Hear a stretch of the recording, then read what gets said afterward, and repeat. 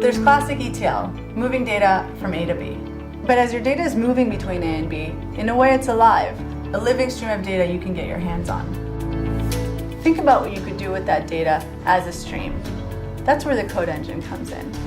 The code engine gives you the option to unlock the power of the stream, not just for classic ETL processes of cleansing and enriching your data, but also richer scenarios like metrics collection and alerting, and stateful scenarios like sessionizing and anomaly detection.